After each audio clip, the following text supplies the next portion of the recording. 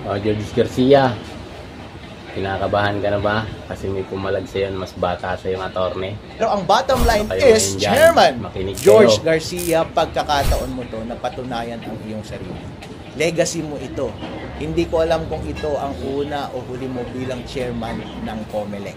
Gusto mo bang matandaan bilang chairman ng COMELEC na nagpapatahimik sa mga concerned citizen na gusto lamang ng tapat na eleksyon?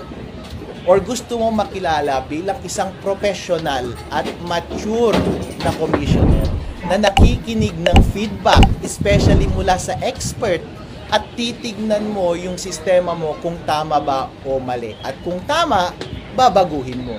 At kung hindi naman totoo yung sinasabi ni Attorney Harold Respicio, and then let the public judge for Yan, themselves. paglaban natin yung karapatan natin bilang mamamayan. Pwede tayong magsalita para sa tama o katotohanan. O, di ba? Yan, nakatapat kayo.